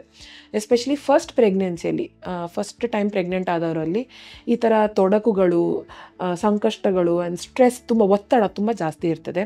ಸೊ ಸ್ಟ್ರೆಸ್ ಎಂತ ಮಾಡ್ತದೆ ಅಂತ ಹೇಳಿದ್ರೆ, ಸ್ಟ್ರೆಸ್ ಆದಾಗ ಬಾಡಿಯಲ್ಲಿ ಕೆಲವು ಚೇಂಜಸ್ ಆಗ್ತದೆ, ಅಂದರೆ ಇನ್ಫ್ಲಮೇಟ್ರಿ ಚೇಂಜಸ್ ಅಂತ ಹೇಳ್ತೇವೆ. ಇನ್ಫ್ಲಮೇಟ್ರಿ ಚೇಂಜಸ್ ಯಾಕೆ ಬರ್ತದೆ ಅಂದರೆ, ಕೆಲವು ಹಾರ್ಮೋನ್ಸ್ ಎಲ್ಲ ರಿಲೀಸ್ ಆಗ್ತದೆ, ಬ್ಯಾಡ್ ಹಾರ್ಮೋನ್ಸ್ ಗೆಟ್ ರಿಲೀಸ್ಡ್ ಟೆನ್ಷನ್ ಇದ್ದಾಗ. ಸೊ ಈ ಟೆನ್ಷನ್ನಿಂದ ಬ್ಯಾಡ್ ಹಾರ್ಮೋನ್ಸ್ ರಿಲೀಸ್ ಆದಾಗ ಅದರ ಕಾರಣದಿಂದ ನಮಗೆ ಬಿ ಪಿ ಬರುವಂಥದ್ದು, ಗರ್ಭಾವಸ್ಥೆಯ ಬಿ ಪಿ ಬರುವಂಥದ್ದು, ಮಧುಮೇಹ ಬರುವಂಥದ್ದು. ಈಗ ನಿಮಗೆ ಗೊತ್ತು, ಗರ್ಭಿಣಿ ಇದ್ದರೂ ಇಲ್ಲದೇ ಇದ್ದರೂ ಬಿ ಪಿ ಶುಗರ್ ಯಾಕೆ ಬಂತು, ಸ್ಟ್ರೆಸ್ಸಿಂದ ಬಂತು ಅಂತ ಹೇಳ್ತಾರೆ. ಸೊ ಹಾಗೆ same thing happens in pregnancy also. ಗರ್ಭಾವಸ್ಥೆಯಲ್ಲಿಯೂ ಅಷ್ಟೊಂದು ಒತ್ತಡಕ್ಕೆ, ಮಾನಸಿಕ ಒತ್ತಡಕ್ಕೆ ಒಳಗಾಗಿದ್ದಲ್ಲಿ ಅವರಿಗೆ ಜಾಸ್ತಿ ಚಾನ್ಸಸ್ ಇರ್ತದೆ ಅವರು ಮಧುಮೇಹ ಅಥವಾ ಬಿ ಪಿಯ ಕಾಯಿಲೆಗೆ ತುತ್ತಾಗುವಂಥದ್ದು. ಇದಲ್ಲದೆ ಸ್ಟ್ರೆಸ್ ಮೇನ್ಲಿ ಯಾಕೆ ಆಗ್ತದೆ ಅಂದರೆ, ಅವರಿಗೆ ಸಪೋರ್ಟ್ ಸಿಸ್ಟಮ್ ಇಲ್ಲ, ಅಂದರೆ ರಿಲೇಟಿವ್ಸ್ ಯಾರೂ ಇಲ್ಲ, ಅಥವಾ ಅವರು ಎಷ್ಟು ಬ್ಯುಸಿ ಇದ್ದಾರೆ ರಿಲೇಟಿವ್ಸ್ ಅಂದರೆ, ಇವರು ಒಬ್ಬರೇ ಇರ್ತಾರೆ ಮನೆಯಲ್ಲಿ, ನಾಟ್ ವರ್ಕಿಂಗ್ ಹೋಮ್ ಮೇಕರ್ಸ್ ಎಲ್ಲ ಇದ್ದಾಗ ಒಬ್ಬರೇ ಇರ್ತಾರೆ ಬೆಳಗ್ಗೆಯಿಂದ ಸಂಜೆ ತನಕ. ಎಸ್ಪೆಷಲಿ 9 ತಿಂಗಳು ಆಗ್ತಾ ಬರಬೇಕಾದ್ರೆ ಅವ್ರಿಗೆ ಸ್ಟ್ರೆಸ್ ಇನ್ನೂ ಜಾಸ್ತಿ ಆಗ್ತದೆ. ಅಯ್ಯೋ, ನನಗೆ ಹೆರಿಗೆ ನೋವು ಬಂದರೆ ಯಾರಿದ್ದಾರೆ, ನನಗೆ ಹೇಳ್ಕೊಳ್ಳೋರು ಯಾರೂ ಇಲ್ಲ. ಸೊ ಈ ಸ್ಟ್ರೆಸ್ಸಿಂದಲೇ ಅವ್ರಿಗೆ ಕಾಂಪ್ಲಿಕೇಶನ್ಸ್ ಆಗುವಂಥ ಚಾನ್ಸಸ್ ಜಾಸ್ತಿ ಇರ್ತದೆ.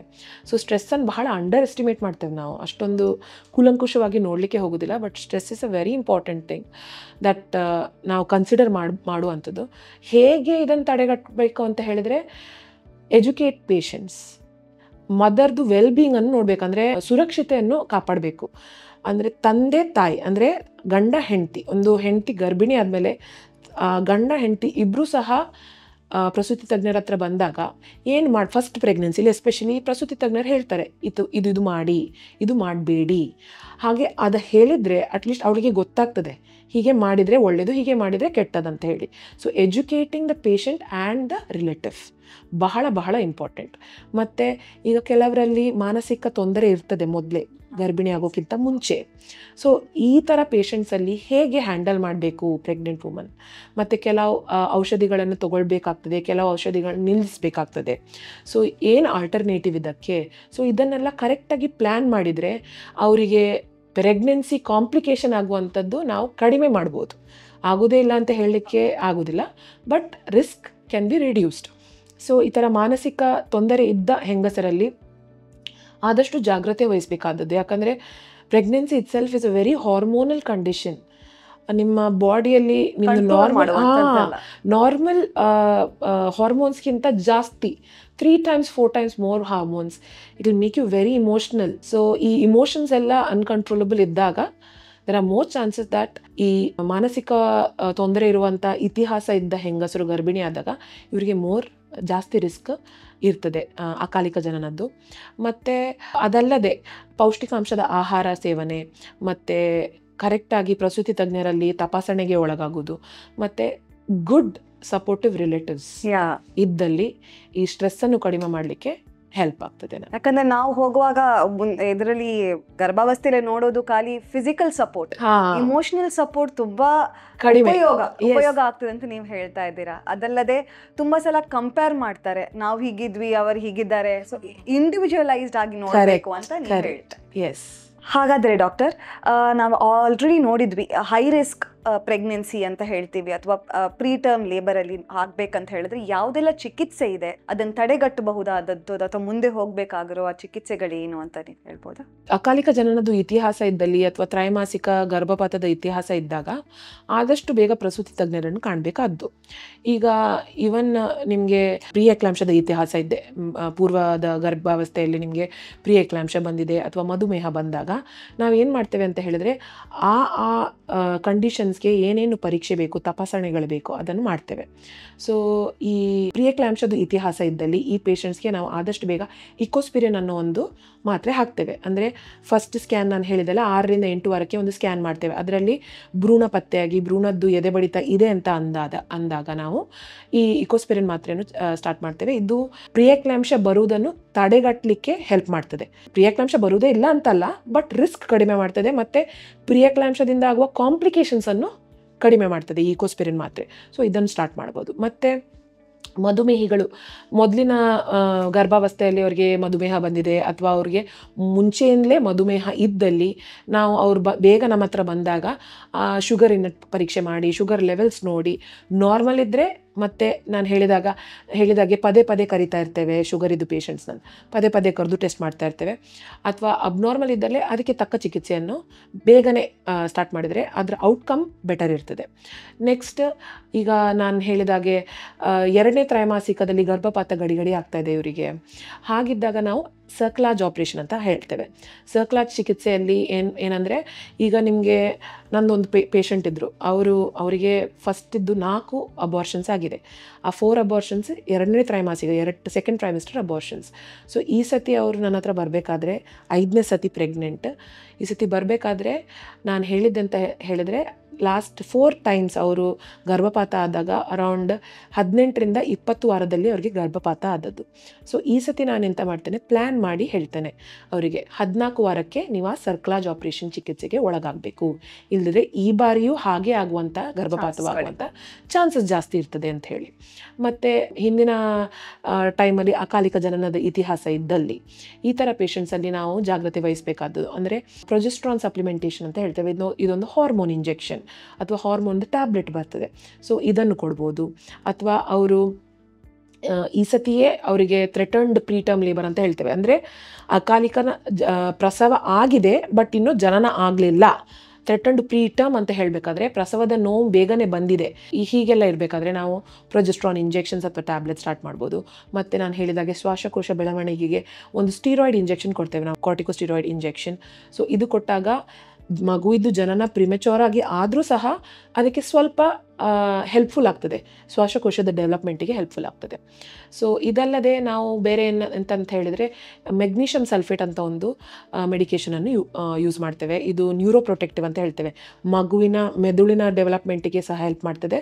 ಮತ್ತು ಟೋಕೋಲೈಟಿಕ್ ಅಂತ ಹೇಳ್ತೇವೆ. ಅಂದರೆ ಈಗ ಪ್ರಸವದ ನೋವು ಬಂದಿದೆ ಅಕಾಲಿಕವಾಗಿ, ಅದನ್ನು ತಡೆಗಟ್ಟಲಿಕ್ಕೆ ನಾವು ಕೆಲವು ಔಷಧಿಯನ್ನು ಹಾಕ್ತೇವೆ. ಇದಕ್ಕೆ ಟೋಕೋಲೈಟಿಕ್ ಏಜೆಂಟ್ಸ್ ಅಂತ, ನೋವು ಕಮ್ಮಿ ಮಾಡುವಂತಹ ಔಷಧಿಗಳು. ಸೊ ಈ ಟೋಕೋಲೈಟಿಕ್ ಏಜೆಂಟ್ಸನ್ನು ಕಾಲಕಾಲಿಕವಾಗಿ ಕರೆಕ್ಟಾಗಿ ಕೊಟ್ಟರೆ ಅಕಾಲಿಕ ಜನನ ಅಥವಾ ಅವಧಿ ಪೂರ್ವ ಜನನವನ್ನು ತಡೆಗಟ್ಟಲಿಕ್ಕೆ ಹೆಲ್ಪ್ ಮಾಡ್ತದೆ. ಓಕೆ ಡಾಕ್ಟರ್, ನಾವಿಷ್ಟೆಲ್ಲ ಮಾತಾಡಿದ್ವಿ, ನೀವು ತುಂಬ ಸಲಹೆಗಳನ್ನು ಆಲ್ರೆಡಿ ಕೊಟ್ಟಿದ್ದೀರಾ. ನಾವು ಎಂಡಲ್ಲಿ ನೋಡೋದಂತ ಹೇಳಿದರೆ ತಾಯಿಗೆ ಅಥವಾ ಕುಟುಂಬದವರಿಗೆ, ತಂದೆ ತಾಯಿ ಇಬ್ಬರಿಗೂ ಏನು ಸಲಹೆ ಕೊಡಲಿಕ್ಕೆ ಆಶಿಸ್ತೀರಾ? ಎಲ್ಲ ಗರ್ಭಿಣಿ ಅಥವಾ ಪ್ರೆಗ್ನೆನ್ಸಿಯು ಬಹಳ ಪ್ರೆಷಸ್. ಸೊ ನಾವು ಕೆಲವೊಮ್ಮೆ ಏನು ಮಾಡ್ತೇವೆ ಅಂದರೆ ಅದನ್ನು ಇಗ್ನೋರ್ ಮಾಡಿಬಿಡ್ತೇವೆ. ತನ್ನಷ್ಟಕ್ಕೆ ತಾನೇ ಆಗಿದೆಯಲ್ಲ, ಓಕೆ ಪ್ರೆಗ್ನೆಂಟ್ ಅಂತ. ಬಟ್ ಕೆಲವರಿಗೆ ಇನ್ಫರ್ಟಿಲಿಟಿ ಇದ್ದು ಮತ್ತು ಗರ್ಭಿಣಿ ಆದವರಿಗೆ ಅದರದ್ದು ಇಂಪಾರ್ಟೆನ್ಸ್ ತುಂಬ ಇರ್ತದೆ. But every pregnancy is very precious. ಆದಷ್ಟು ನಾವು ಪ್ರೆಗ್ನೆಂಟ್ ಅಂದರೆ ಗರ್ಭಿಣಿಯರಿಗೆ ಮಾನಸಿಕ ಒತ್ತಡ ಇಲ್ಲದೆ ಮತ್ತು ಒಂದು ಪ್ರಶಾಂತವಾದ ವಾತಾವರಣದಲ್ಲಿ ಅವರು ಇರುವಂತೆ ನೋಡ್ಕೊಳ್ಬೇಕಾಗ್ತದೆ. ಮತ್ತು ಕಾಲಕಾಲಿಕವಾಗಿ ಪ್ರಸೂತಿ ತಜ್ಞರನ್ನು ಕಂಡು ಕಾಲಕಾಲಿಕವಾಗಿ ಅದಕ್ಕೆ ಏನೆಲ್ಲ ತಪಾಸಣೆ ಬೇಕು ಅದನ್ನು ಕರೆಕ್ಟಾಗಿ ಮಾಡಿಸಿ ಬೇಕಾದಂಥ ವಿಟಮಿನ್, ಖನಿಜಗಳು ಇದನ್ನೆಲ್ಲ ಕರೆಕ್ಟಾಗಿ ತಗೊಂಡು ಪೌಷ್ಟಿಕಾಂಶದ ಆಹಾರವನ್ನೆಲ್ಲ ತಗೊಂಡ್ರೆ ನಮಗೆ ಈ ಅಕಾಲಿಕ ಜನನ ಅಥವಾ ಅವಧಿ ಪೂರ್ವ ಜನನವನ್ನು ತಡೆಗಟ್ಟಲಿಕ್ಕೆ ಹೆಲ್ಪ್ ಆಗ್ತದೆ. ಇದಲ್ಲದೆ ಈಗ ಅವಧಿ ಪೂರ್ವ ಜನನ ಆದರೂ ಸಹ ಶಿಶುವಿನ ಆರೈಕೆ ಬಹಳ ಮುಖ್ಯ. ಯಾಕಂದರೆ ಈ ಶಿಶುಗಳೆಲ್ಲ ಅಂಡರ್ ವೇಟ್ ಬೇಬೀಸ್ ಆಗಿರ್ತವೆ. ಅವರಿಗೆ ನಾರ್ಮಲ್ ಈ ಟರ್ಮ್ ಬೇಬೀಸ್ ಥರ ಎದೆ ಹಾಲು ಉಣಿಸ್ಲಿಕ್ಕೆ ಆಗಲಿಕ್ಕಿಲ್ಲ, ಬಾಯಿ ಚಿಕ್ಕದಿರ್ತದೆ, ಮಕ್ಕಳೇ ಚಿಕ್ಕದಿರ್ತಾರೆ. ಸೊ ಮಕ್ಕಳನ್ನು ಹೇಗೆ ಆರೈಕೆ ಮಾಡೋದು ಇದರ ಬಗ್ಗೆ ಎಲ್ಲ ತಾಯಿಗೆ ಎಜುಕೇಟ್ ಮಾಡುವಂಥದ್ದು ಬಹಳ ಬಹಳ ಮುಖ್ಯ. ಯಾಕಂದರೆ ಅಕಾಲಿಕ ಜನನೂ ಆದರೂ ಸಹ ನಮಗೆ ಈಗ ತಾಯಿ ಮತ್ತು ಮಗುವಿನ ಕ್ಷೇಮ ಮುಖ್ಯ. ಸೊ ಇದು ಹೇಗೆ ಕ್ಷೇಮವಾಗಿ ಇರಬೇಕು ಅಂತ ಹೇಳಿದರೆ ತಾಯಿಯ ಪೌಷ್ಟಿಕಾಂಶತೆ ಅಂದರೆ ಜನಿಸಿದ ಮೇಲೆ ಗರ್ಭಿಣಿ ಪ್ರಸವ ಆದ ನಂತರ ಸಹ ತಾಯಿಯ ಪೋಷಕತೆ ಮತ್ತು ಮಗುವಿನ ಪೋಷಕತೆಯನ್ನು ನಾವು ಕರೆಕ್ಟಾಗಿ ನೋಡಬೇಕಾಗ್ತದೆ. ತಾಯಿಯನ್ನು ವಾರ್ಮಾಗಿ ಇಟ್ಟು ಮತ್ತು ಮಗುವನ್ನು ವಾರ್ಮಾಗಿ ಇಟ್ಟು ಆದಷ್ಟು ತಾಯಿ ಮತ್ತು ಮಗು ಒಟ್ಟಿಗೆ ಇಟ್ಟರೆ ಮತ್ತು ಇಬ್ಬರಿದು ಇಮೋಷ್ನಲ್ ಬಾಂಡಿಂಗ್ ಮತ್ತು ಮಗುವಿದು ವೇಟ್ ಗೇನ್ ಇದೆಲ್ಲ ಇಂಪ್ರೂವ್ ಆಗ್ತದೆ. ಮತ್ತು ಕಾಲಕಾಲಿಕವಾಗಿ ಮಗುವಿಗೆ ಲಸಿಕೆ ಮತ್ತು ಮಗುವಿಗೆ ಹಾಲು ಉಣಿಸುವುದು ಇದೆಲ್ಲ ಮಾಡಿದರೆ ತಾಯಿ ಮತ್ತು ಮಗು ಅಕಾಲಿಕ ಜನನ ಆದರೂ ಸಹ ಅವ್ರದ್ದು ಸುರಕ್ಷತೆಯನ್ನು ಕಾಪಾಡಲಿಕ್ಕೆ ಹೆಲ್ಪ್ ಮಾಡ್ತದೆ. ಹಾಗಾದರೆ ವೀಕ್ಷಕರೇ, ಇವತ್ತು ನಾವು ಪ್ರೀ ಮೆಚೂರ್ ಬರ್ತ್ ಮತ್ತು ಪ್ರೀ ಟರ್ಮ್ ಲೇಬರ್ ಬಗ್ಗೆ ತುಂಬ ಮಾಹಿತಿಗಳನ್ನು ಪಡೆದ್ವಿ. ಹಾಗಾದರೆ ಇದರ ಬಗ್ಗೆ ನಿಮಗೆ ಇನ್ನೂ ಗೊಂದಲಗಳು ಅಥವಾ ವಿಷಯಗಳನ್ನು ತಿಳಿದುಕೊಳ್ಬೇಕಾದ್ರೆ ಹೇಗೆ ಸಂಪರ್ಕಿಸ್ಬೋದು ಡಾಕ್ಟರ್ ನಿಮ್ಮನ್ನು? ನಾನು ಡಾಕ್ಟರ್ ಸಂಸ್ಕೃತಿ ಶೆಟ್ಟಿ. ನಾನು AJ ಆಸ್ಪತ್ರೆ ಮತ್ತು ರಿಸರ್ಚ್ ಸೆಂಟರ್ನಲ್ಲಿ ಪ್ರಸೂತಿ ತಜ್ಞೆ ಆಗಿದ್ದೇನೆ.